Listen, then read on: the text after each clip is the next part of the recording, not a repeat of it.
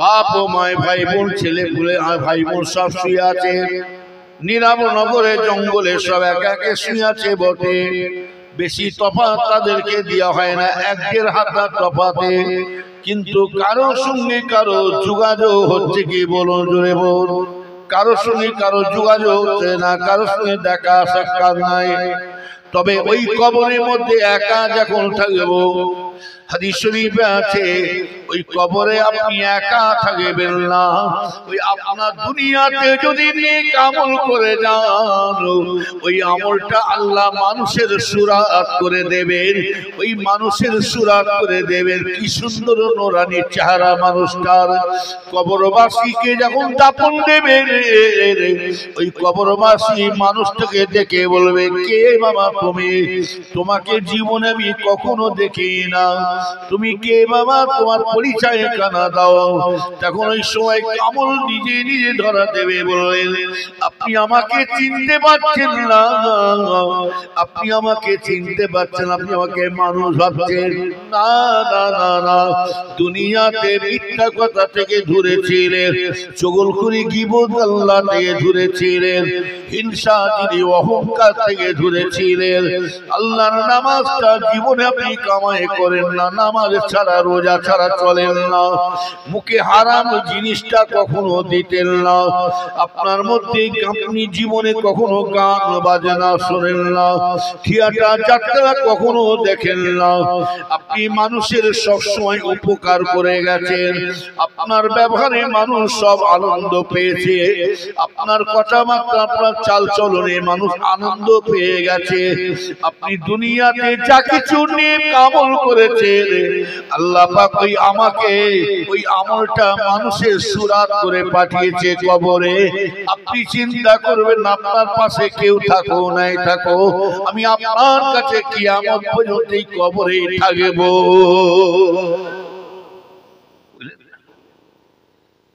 গুনাহগার যদি কাফের মুশরিক হয়, আহা ভয়ঙ্কর একটা মানুষ আসবে, ভয়ঙ্কর বড় বড় চোখ, বিশাল চেহারা, কবরবাসীকে আযাব দেবে। কবরবাসী বলবে, কে তুমি? না আমাকে চিনতে, সরে যাও। কবরবাসী চিৎকার করবে, সরে যাও, ভয় লাগছে, কষ্ট তো হবে। জিনা করতে তোমার লজ্জা লাগে না? তখন মিথ্যা কথা বলতে লজ্জা লাগে না? সুদ খেতে তখন তোমার লজ্জা লাগে না? পরে ঝেড়ে ঝুড়ে মেরে মুচড়ে দিচ্ছ, তোমার লজ্জা লাগে না? নামাজ ছেড়ে দিয়েছো, রোজা ছাড়ছো, আল্লাহর হুকুমটাকে অমান্য করেছো, লজ্জা লাগে না? তুমি এখন ভয় খাচ্ছ। তুমি যতই আমাকে সরে দাও, আমি যাব না।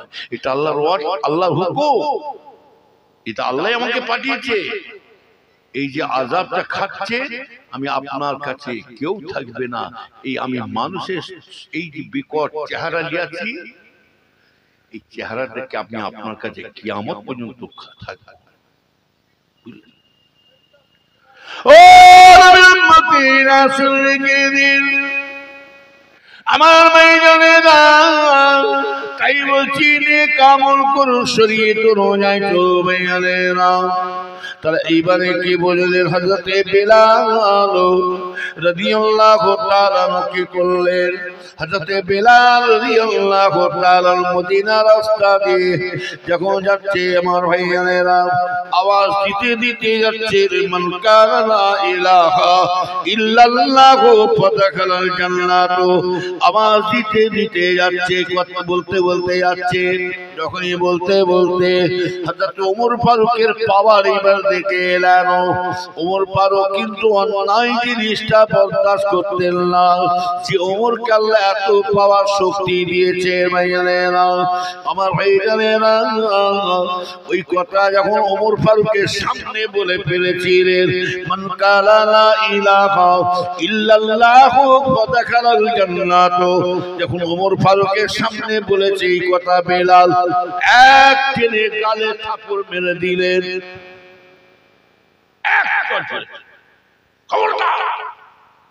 এই কথাটা আর দ্বিতীয়বার বলতে যাবে। দেখেছে, রাসূল হুকুম দিয়েছে বলার জন্য, আর ওমর ফারুক কি করছে? বন্ধ করছেন, বলবেন কেমন পাওয়ার বুঝতে পারছেন? হযরত বেলাল অবাক, আল্লাহ, আমার রসুল আমাকে হুকুম দিলেন, আমি বলে বলে আসছি, রসুল অর্ডার দিলেন মদিনার রাস্তা সবাই প্রচার করা। গালে হাতখানা নিয়ে হযরত বেলাল কি করলেন? ওমর ফারুকের কাছে যাচ্ছে, আল্লাহ রসুলের কাছে যাচ্ছে। আসসালামু আলাইকুম ইয়া রাসূলুল্লাহ, হুজুর বেয়াদবি মাফ করবেন, আপনি আমাকে অর্ডার দিলেন, হুকুম দিলেন तमाम মদিনার পরিবেশ প্রচার করার জন্য, হুজুর আপনার বেলাল, আমি তাই প্রচার। হুজুর আপনার ওমর ফারুকের সামনে যখন আমি কথা বলেছি, আপনার ওমর আমাকে গালে এক থাপ্পড় ঝেড়েছে। তাই রাসূল বললেন, ডাকো তো, ওমরকে ডাকো। বাবা ওমর, রাসূল এসে দাঁড়ালেন, সালাম দিলেন। হুজুর বলো, বাবা ওমর, তুমি আমার বিলালকে কেন মারলে? গালে থাকো কেন? চট হযরত ওমর ফারুক সেই সময় বলেছিলেন, ইয়া রাসূলুল্লাহ হে, ইয়া হাবিবাল্লাহ, হুজুর বেয়াদবি মাফ করবেন। ইয়া রাসূলুল্লাহ হে, হুজুর আমার বেয়াদবি মাফ করবেন। হুজুর আমি কেন থাপ্পড় মেরেছি? হুজুর আপনার এই যে কথাটা প্রচার করছে, ইয়া রাসূলুল্লাহ, হুজুর আমার বেয়াদবি মাফ করবেন। এই যে আলোচনা প্রচার করে মদিনায় প্রচার করছে, মান কালা লা ইলাহা ইল্লাল্লাহ ফাদাখালাল জান্নাত, হুজুর এই যে প্রচার করতে, এর অর্থ, এর মানে তো আপনি সবই জানেন হুজুর, এর মানেটা আপনি তো সবই জানেন। আপনার উপরে কথা বলা মানে আমার বেয়াদবি হয়ে যাবে হুজুর। এই যে আপনি এই যে বিলাল প্রচার করে বেড়ায়, এরা তখন মনে মনে করবে, হুজুর ইয়া রাসূলুল্লাহ দুনিয়ায় আর নামাজ রোজা ইবাদত বন্দি সব উঠে চলে যাবে। তারা মনে মনে করবে, রাসূল যখন একবার কলমা শরীফ পড়তে বলেছেন, আর আমাদের কিছুই দরকার লাগবে না। ইয়া রাসূলুল্লাহ, হুজুর এই মানুষ ভেবে চিন্তা করে নামাজ রোজা তাসবিহ তিলাওয়াত ইবাদত বন্দি সব বন্ধ করে দেবে, আল্লাহর ইবাদতটা বন্ধ হয়ে যাবে হুজুর। ওই জন্য আমি ওমর বিলালকে থাপ্পড় মেরে বন্ধ করে দিলাম। আল্লাহ রাসূল চিন্তা ভাবনা করে মনে মনে করলেন, তাই তো রাসূল আমার বলেছিলেন, বাবা ওমর তুমি ঠিকই বলেছো বাবা ওমর। ওই জন্য রাসূল আমার বলেছিলেন, বাবা ওমর তুমি কি কথা বলেছো। তবে বাবা ওমর শুনে রেখে দাও, আমার পরে যদি নবী দরজা পেত, আল্লাহ তোমাকেই দরজা দান করে দিতে।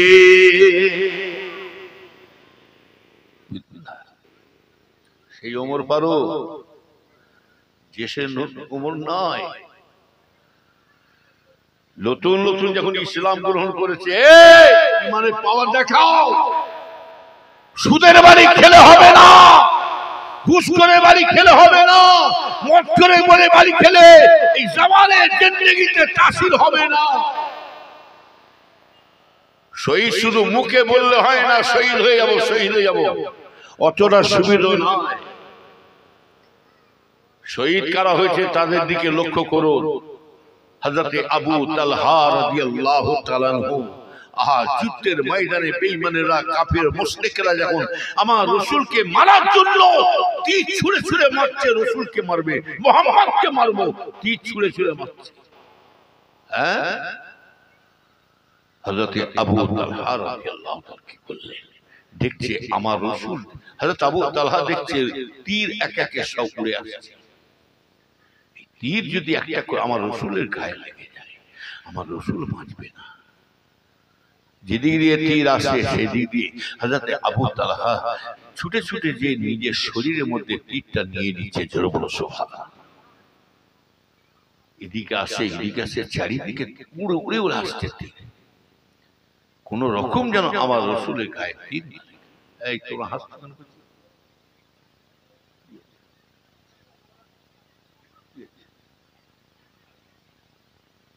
চুপ করে বল, আমি কি আর কি মারছি নাকি? আমি কি গল্প করছি নাকি? রাসূল ওই জন্য বলছে, তোমরা যত দুনিয়াতে হাসবে তত আল্লাহ মরণের পরে কাঁদাবে তোমাকে। এটা আমার বাপ দাদার 14 পুরুষের দলিল।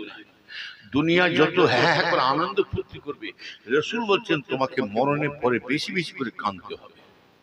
আর রসুল বলছেন তোমরা এই দুনিয়াতে কবরের চিন্তা করে, আখিরাতের চিন্তা করে, জাহান্নামের চিন্তা করে, যে আল্লাহকে কি মুখটা দেখাবো, কবরে কি হাল হবে, এই চিন্তা করে যদি আপনি কবরের দুনিয়াতে কাঁদতে পারেন, আল্লাহ রসুল বলছেন মরণের পরে আল্লাহ আপনাকে বেশি বেশি করে হাসাতে শুরু করবে।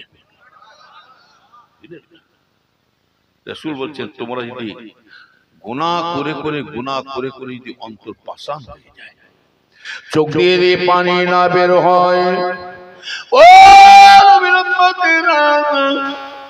শুনে রেখে দিন, আল্লাহ রসুল বলছে গুনাহ করে চোখ দিয়ে যদি না পানি বের হয়, অন্তর পাষাণ হয়ে গেছে, মনটা পাথর হয়ে গেছে, চোখ দিয়ে পানি বেরোচ্ছে না, আল্লাহ রসুল আবার বলছেন কি তোমরা কান্নার মতন ভাব করে কাঁদতে থাকো, আল্লাহ কবরে কি হাল হবে, আল্লাহ মরণের পরে জাহান্নামে কি হাল হবে, 70 ভাগের মধ্যে 1 ভাগ আগুন, আল্লাহ দুনিয়ায় জাহান্নামে 1 ভাগ, 70 ভাগের মধ্যে জাহান্নামের আগুন 1 ভাগ দুনিয়ায় পাঠিয়ে দিয়েছে, এখনো 69 ভাগ পড়ে আছে। ও নবীর উম্মতেরা, সবথেকে বড় জাহান্নাম হচ্ছে কোন জায়গাটা জানে? কোন জাহান্নাম? আল্লাহ রাসূল বলছে সবথেকে বড় জাহান্নাম হলো নারুল হাবিয়া। হাবিয়া জাহান্নাম হচ্ছে সবথেকে বড় জাহান্নাম। অন্যান্য জাহান্নামে যারা হাবিয়ায় জাহান্নাম যারা আছে, যে সমস্ত বান্দারা জাহান্নামী বাসীরা থাকবে, তারা মনে মনে বলে আল্লাহ গো আল্লাহ, এই হাবিয়া জাহান্নাম আমাদের বিশাল কষ্ট হচ্ছে, আর সহ্য করতে পারি না, এই হাবিয়া জাহান্নাম থেকে আল্লাহ অন্য জাহান্নামের মধ্যে দিয়ে দেন আল্লাহ গো, এই আযাব আমি সহ্য করতে পারি না। ও নবীর উম্মতিরা, কিতাবের মধ্যে আছে এই হাবিয়া জাহান্নামের মধ্যে বেশিরভাগ যাবে কারা জানে? অধিকাংশ মেয়ে মানুষরা যাবে।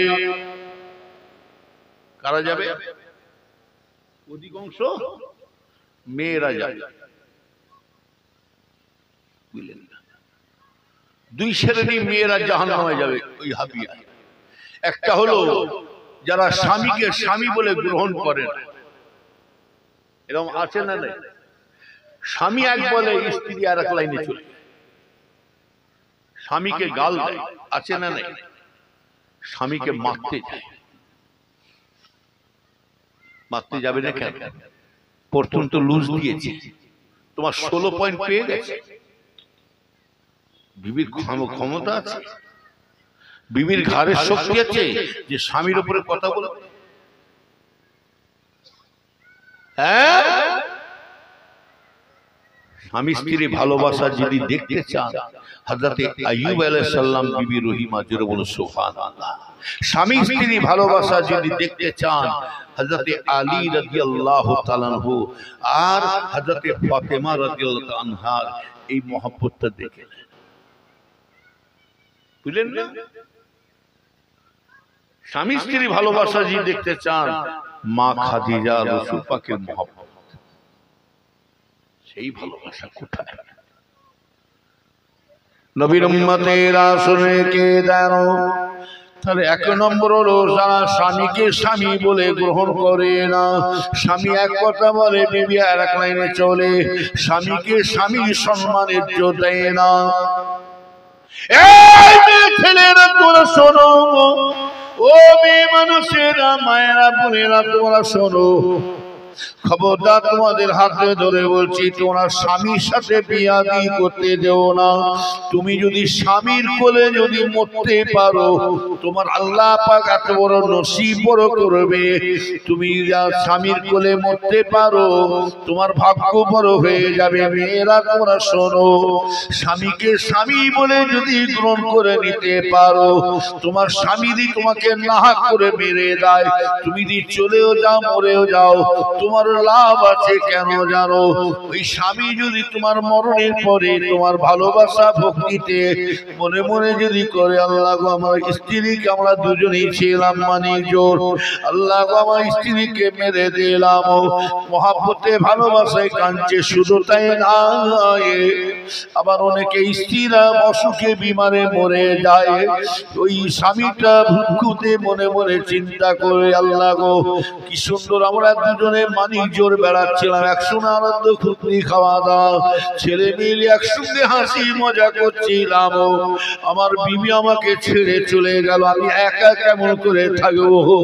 এই বলে বিবির মহব্বতে ভালোবাসা যদি স্বামীর চোখ দিয়ে পানি বেরিয়ে যায়, রাসূলুল্লাহ বলছেন ওই স্বামী যদি স্ত্রী ভালোবাসায় মহব্বতে চোখের পানি বেরিয়ে যায়, আল্লাহ রাসূল বলছেন ওই মেয়েটাকে আল্লাহ ওই স্বামীর চোখের পানি বেরোবার জন্য ওই মেয়ে মানুষকে আল্লাহ জান্নাতে বাসী করে দেবে। শুধু তাই নয়, আল্লাহ পাক মেয়েদেরকে আল্লাহ এত দরজা দান করবেন। ও মেয়েরা, মা বোনেরা শুনে রেখে দাও, ও আমার মা বোনেরা, আল্লাহ রাসূল জানি বলে কোন মেয়ে মানুষ যদি, কোন স্ত্রী যদি তার স্বামীকে সর্বদিকে খুশি রাখে, তার সাথে সাথে আল্লাহর 5 ওয়াক্ত নামাজ যদি আদায় করে যায়, ওই মেয়ে মানুষটা যদি রোজা তাসবিহ তিলাওয়াত আল্লাহর হুকুমটাকে যদি পালন করে যায়, ওই মেয়ে মানুষ যদি পর্দা পশিদা ভাবে থাকে, অপর পুরুষকে দেখা দেবে না। আমার শরীর যেন অপর পুরুষ না দেখতে না পায়, আমি অপর পুরুষের কাছে কথা কেন বলবো? আমার আল্লাহ পাক পর্দাটাকে ফরজ করেছে রাই রেখায়। ওই মেয়েটার মধ্যে যদি আল্লাহর ভয় ঢুকে যায়, কেউ শুনতে পাক, কেউ দেখতে পাক, আমার আল্লাহ তো দেখতে পাচ্ছে, শুনতে পাচ্ছে, অতএব শুনে কি না ওই মেয়েটা আল্লাহর 5 ওয়াক্ত নামাজ তাসবিহ তিলাওয়াত জিকির মুসাহাদা করে, ওই মেয়েটা যদি হারাম হালাল বেঁচে বেঁচে খায়, গান বাজনা থেকে দূরে থাকে, মেয়েরা তোমরা শোনো মা বোনেরা, তার সাথে সাথে স্বামীর হুকুম মতন চলতে থাকো। স্বামী যেন কোন রকম তোমার মনে আঘাত, তোমার কথা শুনে আঘাত না পেয়ে যায়। রাসূলুল্লাহ বলছেন ওই মেয়েটা যদি মারা যায়, ইন্তেকাল হয়ে যায়, আল্লাহ রাব্বুল আলামিন ওই মেয়েটার জন্য আল্লাহ সমস্ত জান্নাতের দরজাটা খুলে দেবে। আল্লাহ পাক জান্নাতের দরজা, সব দরজাগুলো খুলে দেবে। এই মেয়ে মানো, আল্লাহ নিজে বলে, আমার মেয়ে বান্দি শোনো, তুমি তোমার স্বামীকে সব দিয়ে খুশি করেছো, সাথে সাথে তুমি আমার নামাজ রোজা তাসবিহ তিলাওয়াত করেছো, কোরআন তিলাওয়াত করেছো, সিনেমা বাইস্কোপ যাত্রা থেকে আমার ভয়ে তুমি চলেছো। যাও মেয়ে মানুষ, যাও, আমি তোমাকে জান্নাতের সমস্ত দরজা, জান্নাতের দরজা খুলে দিলাম তোমার জন্য। যাও, চলে যাও, যে কোনো দরজা দিয়ে তুমি জান্নাতের মধ্যে প্রবেশ করো। জোরে বলা যাবে না? আজকে স্বামীর স্বামীর উপরে কথা বলছি কেন? এই শোনে, সব কথা খালি শুধু স্বামীর নিলে হবে না, স্ত্রীদেরকে, স্বামীরাও স্ত্রীদের কথাই চলতে হবে। কথা বলেন না? ওইটা আপনার বিবি, ওইটা আপনার স্ত্রী, ওইটা বাঁধি নয়। আপনি যা ইচ্ছা তাই করবেন ওই মেয়েটাকে। শুনে রেখে দেন, কিতাবের মধ্যে আসছে আম্মা জান আয়েশা সিদ্দিকা রাদিয়াল্লাহু তাআলা আনহা, তিনি রান্না করছে,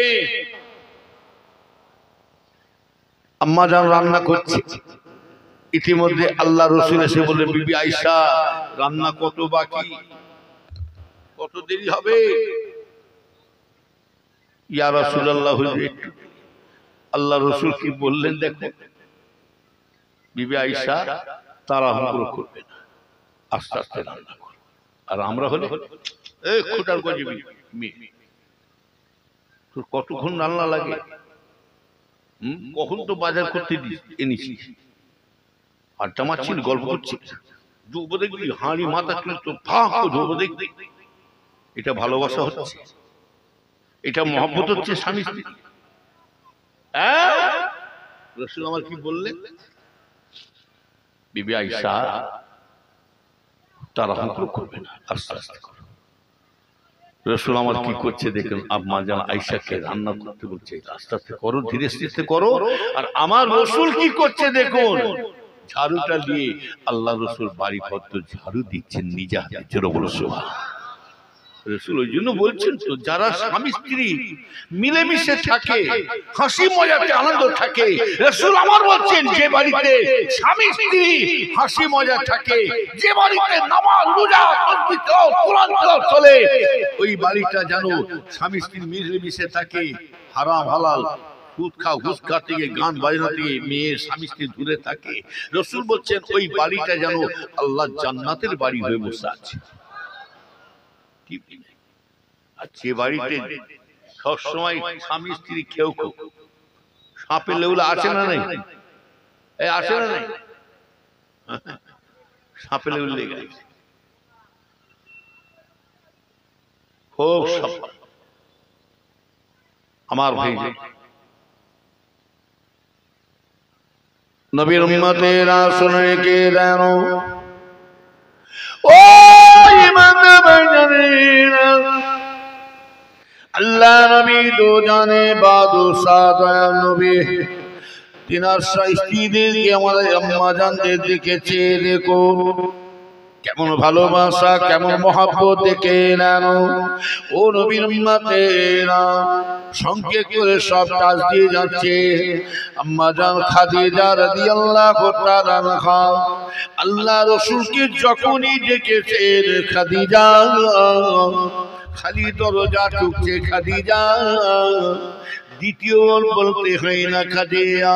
যে কোনো টাইমে যে কোনো সময়ে, রাত্রে বলে গভীর রাত্রে বলে, জোহর বলে আসর বলে মাগরিব বলে ইশার বলে, যে কোনো টাইমে গভীর রাত্রে বলে রাতের শেষের ভাগে, রাসূল আমার যখনই আসতে খাদিজার নামটা ধরে খালি ডাকতেন, খাদিজা ও খাদিজা। একবার ছাড়া দ্বিতীয়বার বলতে হয় না, সাথে সাথে দরজাটা খুলে দিতে।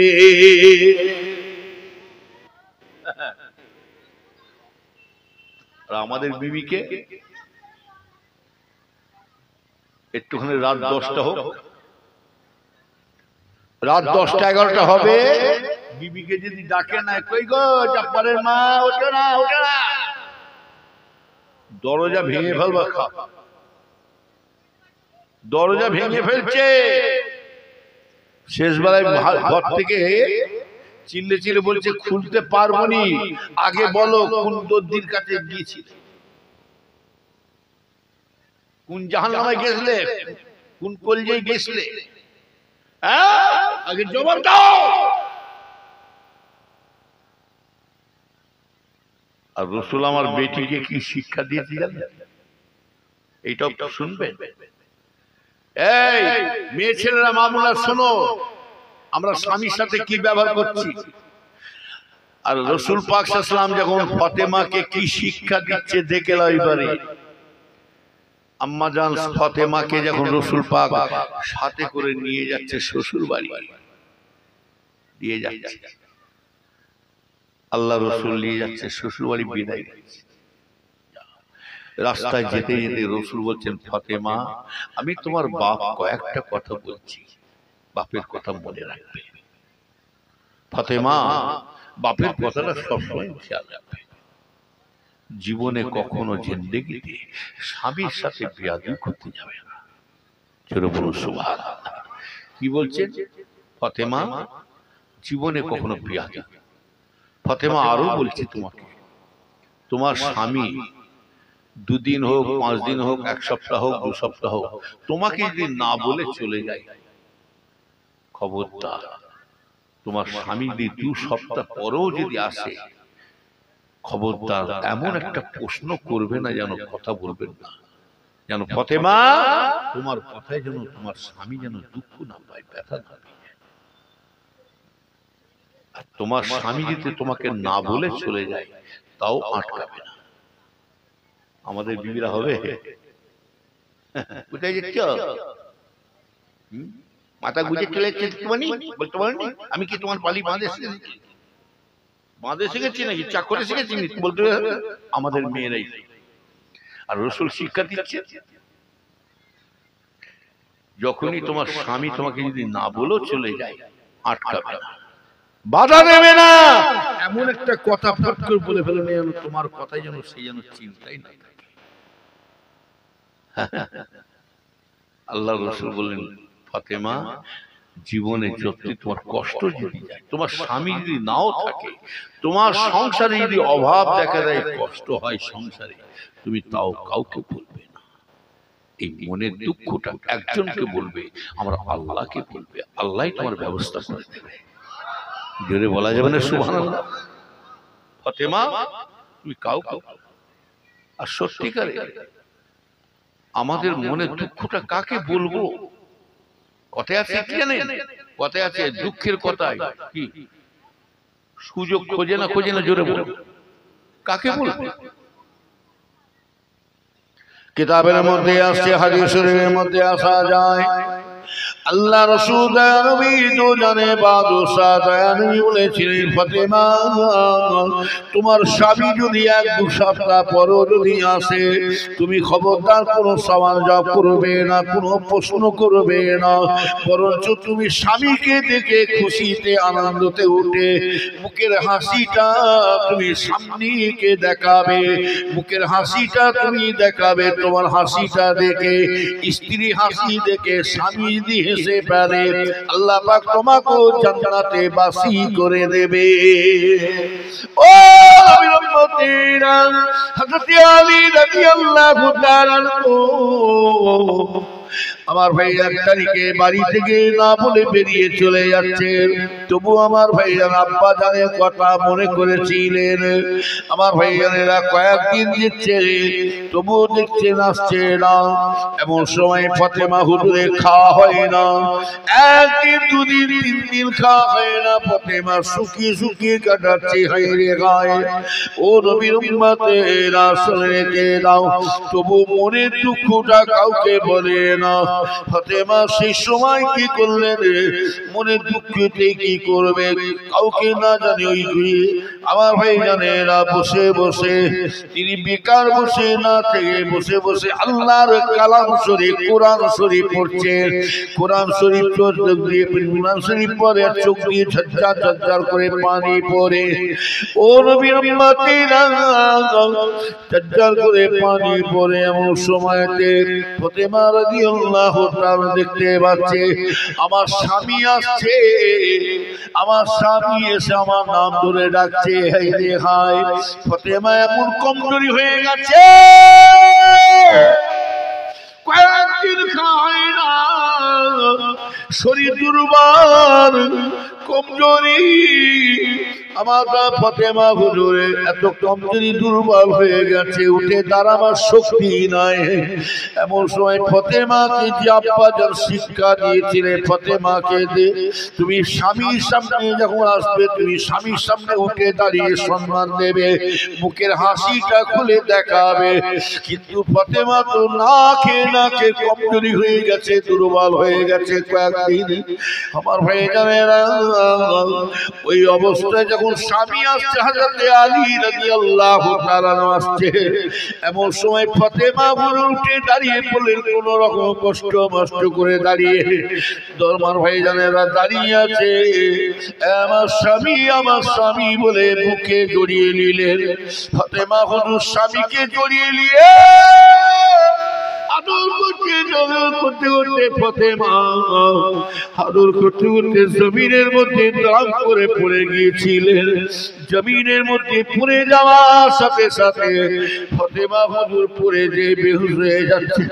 এমন সময় ফাতেমা হুজুরের জবান দিয়ে আওয়াজ আসছে, আমার বরাত খারাপ, আমার বরাত খারাপ, আমার নসিব খারাপ, আমার বরাত খারাপ।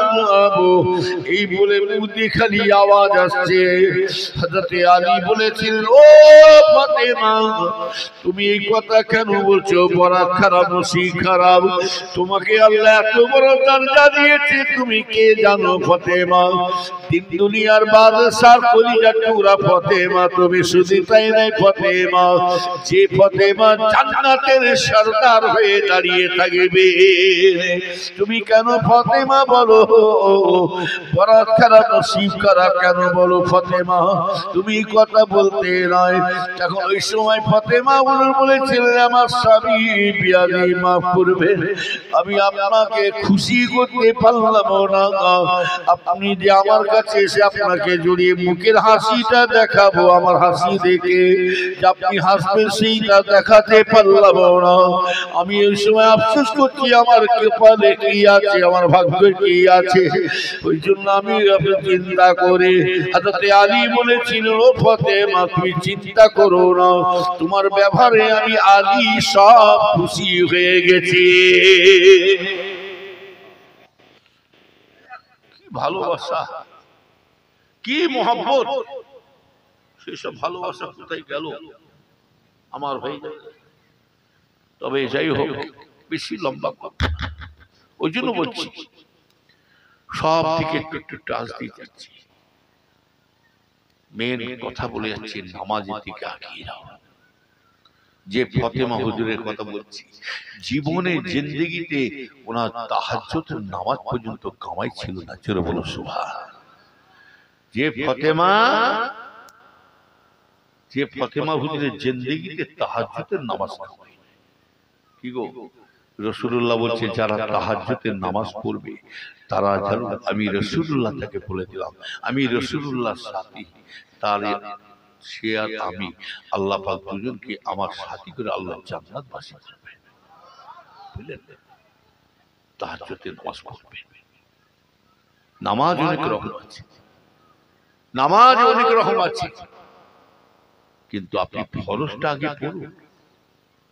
ফরজ বাদ দিয়ে নফল নিয়ে টানাটানি করলে হবে কি গো? আগে ফরজটা পড়ুন।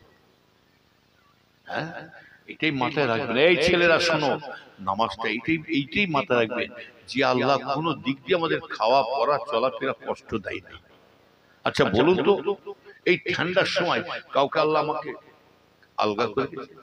গায়ে কাপড় কাউকে আল্লাহ দেয় না? সোয়েটার চাদর আল্লাহ পাক একটা নাই 5টা 7টা করে এক একজনকে দিয়েছে। কোনো কষ্ট দিচ্ছে আল্লাহ ঠান্ডা? খাওয়া দিক দিয়ে কোনো কষ্ট দিচ্ছে? এই লকডাউন গেল করোনাতে, হ্যাঁ কোথায় ঠিক বাবা ও মাদ্রাসার ছেলে দরুদ শরীফ আল্লাহুম্মা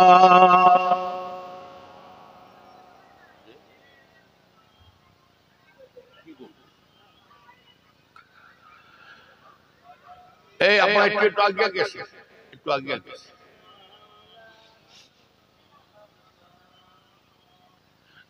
আব্বা গেছেন, আম্মা গেছেন, গেছেন চলে বড় ভাই, সে যে হুজুর না হুজুর আজকে তারা কেহ নাই।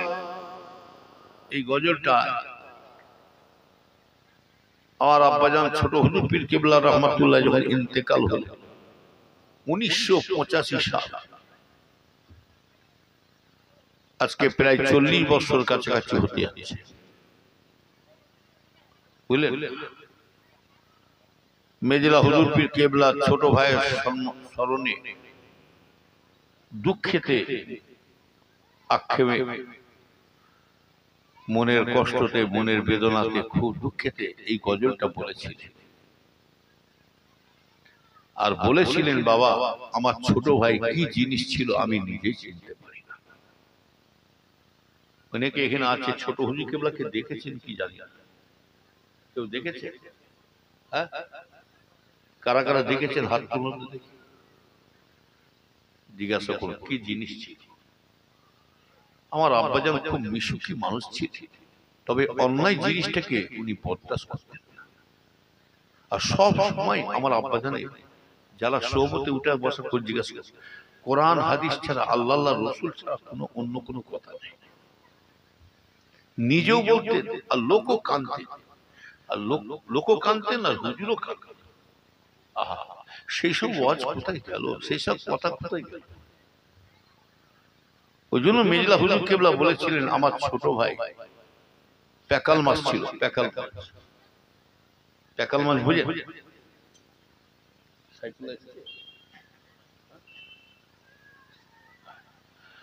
প্যাকাল মাছ বুঝে, প্যাকাল মাছ কোথা থাকে? পাঁকের তলায়। প্যাকাল মাছ যতক্ষণ থাকে পাঁকেতে সব কাদাকে নিয়ে জড়িয়ে থাকে, আবার ওই পাঁকে থেকে যখন ডাঙায় তুলে দেওয়া হয় একটা গায়ে কাদা বলতে লাগে। ঠিক মেজলা হুজুর কেবলা বলতেন, বাবা আমার ছোট ভাই কেমন ধরনের মানুষ ছিল বাবা, যাও দুনিয়ায় যেমন বাস করতো কাউকে বুঝতে দিত না, বুঝতে দিত। আমার ছোট ভাই যখন চলে গেছে তখন আমি জানতে পারলাম আল্লাহ তেনাকে এমনই করে নিয়ে চলে গেলেন, বেগুনা মাসুক করে ডেকে নিলেন। জোরে বলো সুবহানাল্লাহ। না, সাত বেনেমাজের সঙ্গে তুলনা করলেন। আব্বাজান ছোট হুজুর কেবলার মৃত্যুটা হযরতে সাদ বিন মায রাদিয়াল্লাহু তাআলার সাথে তুলনা করলেন। বাবা মেজলা হুজুর কেবলা বলেন, বাবা যেমন সাদ বিন মাযের যখন ইন্তেকাল হলে, সাদ বিন মাযের যখন দাফন দিয়ে চলে আসছে, কবরের মাটি কিন্তু চারিদিকে বদলা নেবে, কোন হুজুর বুজুর মানবে না, এই মাটি বদলা নেবে। তাই আল্লাহ নিজে বলছে, লা তামসি ফিল আরদি মারআ, বান্দা তুমি জমিনের বুকে অহংকারী করে মাস্তানি করে ঘোরাফেরা করো না। কেন? তোমাকে একদিন চিন্তা রাখতে হবে যে আমাকে মাটির নিচে শুতেই হবে। কি কথা চিনবে? শুতে হবে। এই কবরে মাটি কাউকে ছাড়বে না, একদিন বদলাবে। সাত দিনের মাঝকে যখন দাফন দিয়ে চলে আসছে আল্লাহ রসুল পাক জানাজা পড়িয়েছিলেন, দাফন দিয়ে এখন চলে আসছে, আবার রসুল পাক দেখতে পাচ্ছে সাত দিনের মাঝে কবরটা ছোট হয়ে আসছে। রসুল আমার ওই সময় তাসবিহ পড়লেন, কবরে হালত দেখে আল্লাহু আকবার, আল্লাহু আকবার, সুবহানাল্লাহ সুবহানাল্লাহ বলে তাসবিহ পড়লেন। পড়ার সাথে সাথে আল্লাহর হুকুমে আল্লাহ পাক সাত দিনের মাঝে কবরের চারিদিকে মাটিটাকে আল্লাহ পাক সাদা করে দিলেন, বড় করে দিলেন। সাহাবারা প্রশ্ন করেছিল, ইয়া রাসূলুল্লাহ হুজুর আপনি তো এই একটু আগে তো কবর দিলেন, এখনই কবর দিলেন, আর আপনি আবার কবরের দিকে চাইছে তাসবিহ পড়ছেন, কারণ আল্লাহ নবী বলেছিলেন, ও আমার সাহাবারা বাবারা শুনে রেখে দাও, আমি রাসূলুল্লাহ মনে করেছিলাম কবরে মাটি মনে বদলা নিতে আসছে, হাড় হাড্ডি গুঁড়িয়ে ফেলবে, পিছিয়ে ফেলবে। কেননা পিসা মনীষা হাফেজা মেলে মন্ত্রী রাষ্ট্রপতি আমলোক সাজামারো কোন মাটি কবরে মাটি কারো খাঁটি রাখবে না, মাটি প্রত্যেকেরই বদলা নেবে। আমি মনে করেছিলাম কবরে মাটি আযাব দিতে আসছে, কষ্ট দিতে আসছে, হাড় হাড্ডি পিছিয়ে ফেলবে, গুঁড়িয়ে ফেলবে। আমি রাসূলুল্লাহর জন্য আল্লাহ তাসবিহ পড়া শুরু করলাম, ও আমি দেখতে পেলাম না না না না, তাসবিহটা পড়েছে বটে, আল্লাহ কবর বড় করে দিয়েছে বটে, তবে আমার সাহাবারা শুনে রেখে দাও, ওই কবরে মাটি কেন ছোট হয়ে গিয়েছিল জানো? কেমন ছোট হয়ে গিয়েছিল চারিদিকে মাটি, কারণ ওই কবরের মাটি আল্লাহর কাছে আরজু করেছিলেন, আল্লাহ আল্লাহ আল্লাহ আপনার এত বড় বুজুর্গ বান্দা, এত বড় পেয়ারা মাহবুব বান্দা, দোস্ত বান্দা এই জমিনের মধ্যে এসে গেছে, আমি কবরের মাটি সহ্য করতে পারি না। আপনার দোস্ত বান্দার সাথে একবার বুকে বুকে মিলতে গিয়েছিলাম। যেমন ঈদ বকরাইদের দেখা সাক্ষাৎ হয়, খুশিতে আনন্দ, খুশিতে আনন্দতে বন্ধু বান্ধব ভাই ভাই যখন দেখা সাক্ষাৎ বুকে বুকে মিলি, সাত মেনমাজকে কবরে দিয়ার সাথে কবরের মাটিটা খুশি করে আল্লাহ বলছে, আল্লাহ আপনার এত বড় বুজুর্গ বান্দা এসেছে, হ্যাঁ যে সাত দিনে মা যখন ইন্তেকাল হয়ে গিয়েছিলেন, ওনার জানাজায় যখন মানুষ শুধু হাজির হয় না, সাত দিনে মাদের জানাজাতে ৭০,০০০ মালাইকা ফেরেশতা শামিল হয়ে গিয়েছিলেন। ওনার জানাজাতে কত হাজার? ৭০,০০০ ফেরেশতা জানাজায় শামিল ছিলেন। ছোট হুজুর পীর কেবল আব্দুল্লাহ মেজ হুজুর বলছে, বাবা আমার ছোট ভাইকে যখন দাফন দেওয়া হলো, আস্তে আস্তে দেখি আমার ছোট ভাইয়ের কবরটা ছোট হতে আস্তে আস্তে আল্লাহ বড় করে দিয়েছিলেন। সেই ছোট হুজুর কেবল দুঃখের কথা বলছে, বড় ভাইকে ফেলে দিয়ে ছোট চলে যাচ্ছে। আমার আব্বাজানের বয়স ছিল যখন ৬৬ না ৬৭ বছর বয়সে আব্বা চলে গেলেন। আর মেজলা হুজুর কেবল চলে গেলেন ১০৪ বছর বয়স। ১০৪ বছর। কারণ অন্য কিছু নয়, আমার আব্বা জানের দিকে চেয়ে দিতেন। কালিমুল্লাহ হুজুর বড় ভাই সাহেব, মেজ ভাই সাহেব, সব ভাইরা আব্বাকে ধরলেন। এক রাতে ৩টে ৪টে করে সভা করতেন। বড় ভাই সাহেব ভাইরা সব ধরল, আব্বা আপনি একটু রেস্ট নেন, ডাক্তার নিজে বলছে আপনার কষ্ট হচ্ছে, ফট করে শরীর খারাপ হবে, আপনাকে ডাক্তার আমাদের সাথে নিজে বলেছে আপনার আব্বাকে একটু রেস্ট নিতে। যখন ভাইরা বলছে না, বড় বড় ভাইরা, আব্বা যখন বলছে, কি বললে কি বললে? কচি জলফিকারের মুখ হচ্ছে ওলখে মুখ। ঠিক আছে, আমার আব্বাদের নাম ধরব, আমার মুখটা ওলখে মুখ কুটু করে না বলে থাকতে পারি। তবে কচি শোনো, যতদিন বেঁচে আছি তোমার দাদাজানের মুড়িতে আমাকে ডাকছে, তোমার দাদাজানের মুড়িতে আমাকে ডাকছে, মরে গেলে আর ডাকবে না।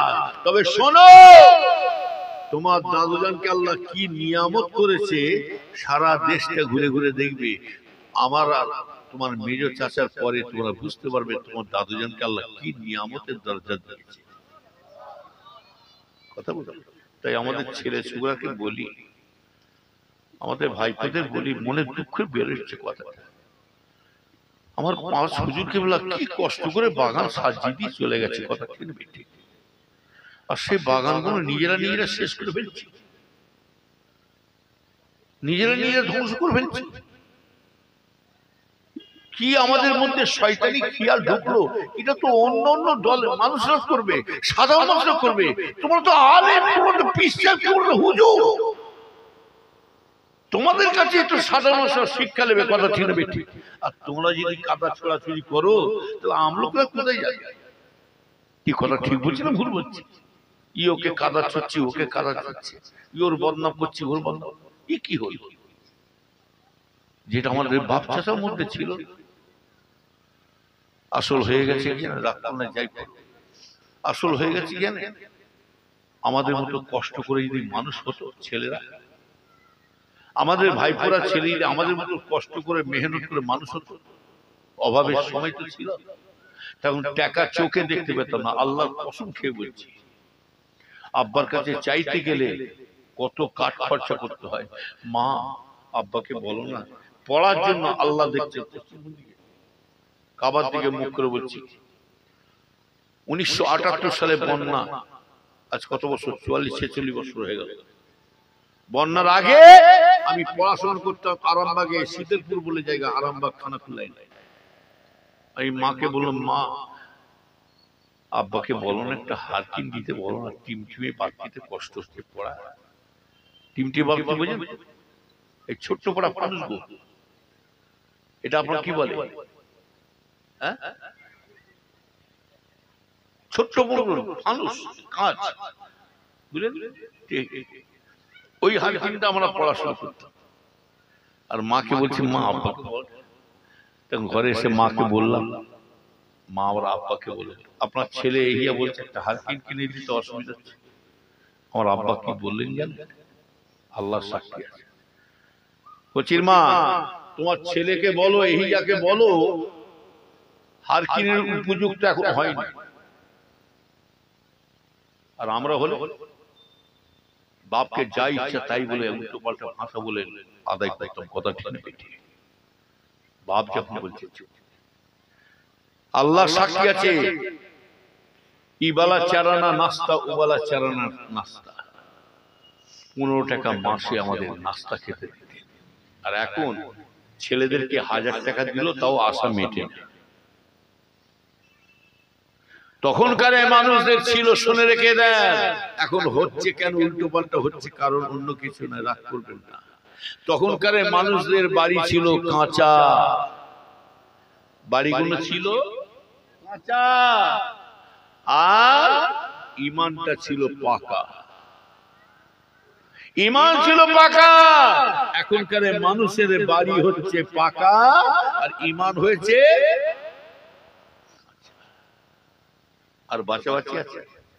আপনি সত্যিকার দেখুন, তখনকার হুজুরদের ওয়াজ আর এখনকার হুজুরদের আসমান জমিন তফাৎ।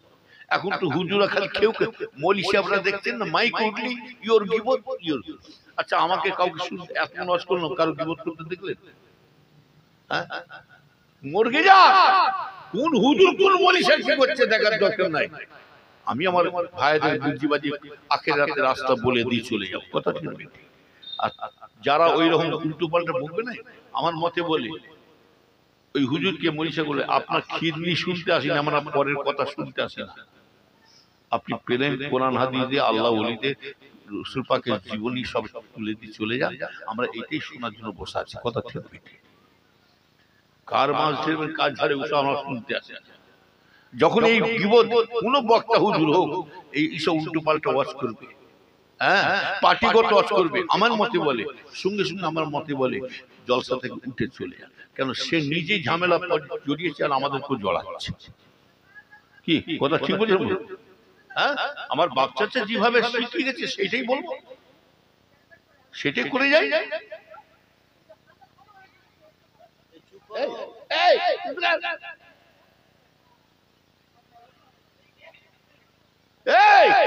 কি হচ্ছে না মেয়েটা?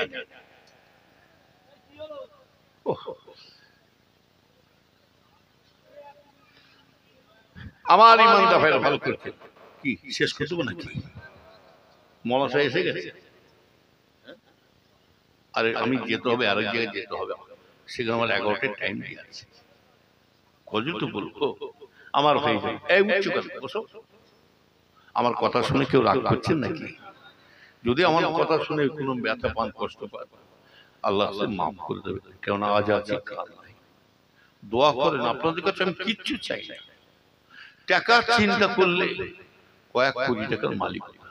আসল হয়ে গেছে কি জানেন? আমাদের ছেলে পুলেরা টাকা দেখছে তো, গাড়ি বাড়ি দেখছে, এরা ধরাকে সরা ভাবছে। টাকা যখন আসবে না, ভুল বকা শুরু হয়ে যায় ধনী লোকেদের। কি কথা ঠিক না বেটি? ধনী লোকেদের উপরে যখন টাকা আসে না, গরিবকে সবসময় পায়ের তলায় রাখতে চায়। কথা ঠিক বলছি না ভুল বলছি? এরা ধরাকে সরা ভাবছে। আর ছোট হুজুরকেরা বলতে, ছোট হুজুরকেরা বলতে, বাবা দায় ধন বোঝে মন কেড়ে নিতে। কি ভেবেছো কতদিন গরম থাকবে? আর বন্ধু বান্ধব ঘুরছে জানবেন এইটার জন্য, গায়ে গায়ে ঘুরছে। এইটা কি টাকা যাচ্ছিস কোথা বলে বন্ধুর কাছে, ফিরবি কবে? ছোটে গেলে টাকা শেষ, বন্ধু। আর যার পয়সা আছে ঘন ঘন সালাম দেবে। আপনি মাটির বাড়ি নিয়ে বসে আছেন, এই আমার কথা কোনো মিলিয়ে দেখবেন, আপনি মাটির বাড়ি নিয়ে বসে আছেন তো, তালিখোলা বাড়ি তো, দেখবেন কুটুম বলে দেখবেন আপনার আত্মীয় স্বজন কম আসছে, আসা যাওয়া কম করছে। আর আপনি কাল থেকে একটা ঢালাই বাড়ি শুরু করে দেন, ঢালাই বাড়ি শুরু করে দেন। এবার কুটুমের লাইন যদি না পড়ে আমাকে বলবেন, কি রে রহিম ভাই কেমন আছিস? ভালো আছিস? তুই নাকি বাড়ি করছিস? আল্লাহ, বুঝতে পারছেন? এইটাকে সব সম্মান দিচ্ছে, হারাম হোক আর হালাল।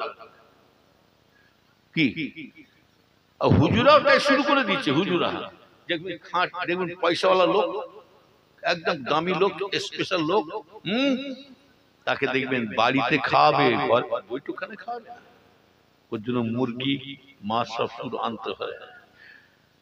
আর যদি সাইকেল নিয়ে বাসে করে যান না, কাটার সার্ভিসে যান না, আসসালামু আলাইকুম, ওয়ালাইকুম আসসালাম, ইগো আচ্ছা জিয়ারত করে আসুন।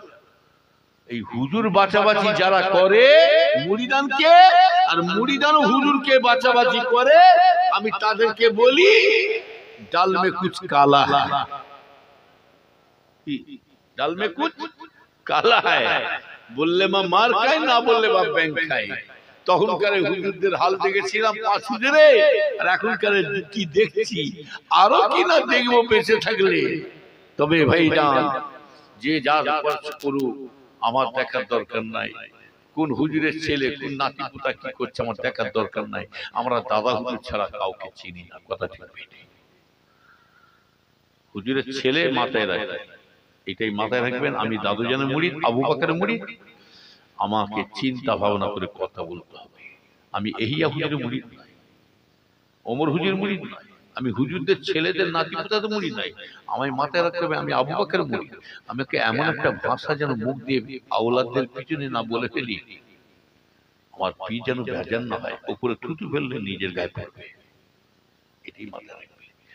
ওইখানে ওসিয়ে তুলে যাচ্ছে, ভালো লাগে না সরে যাবে, কি ভালো লাগে না সরে যাবে। ওই জন্য আমার ছেলে নাম শুনেছেন আবু জাসের দিকে, নাম শুনেন না?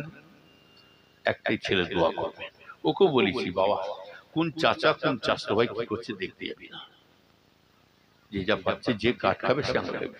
তোকে একটা কথা বলে যাচ্ছি, তোর দাদুজান পাঁচ হুজুর কেবলারা, পাঁচ দাদুজান কি সুন্দর বাগান সাজিয়ে গেছে, বাগানটা যাতে ক্ষতি না হয় সেটি খেয়াল করবে, বাগানে কোনো কষ্ট না হয়, তবে তোর দাদুজানের পত্তোয়া লেগে যাবে। তবে জেনে রাখবি, শুনে রেখে দে, তোকে এক জায়গায় ঠেলে দিচ্ছি, যা তোর বড় চাচার হাতে বায়াত করিয়ে দিচ্ছি। আল্লামা পীর কালিমুল্লাহ হুজুর, কি বড় ভাইকে দেখেছেন আপনারা?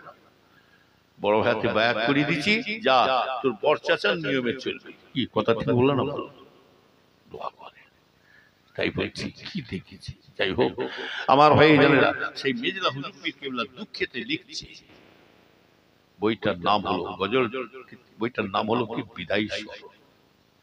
আমি সময় হয়েছে ছেড়ে দেবো। বাপ মায় ভাই বোন ছেলে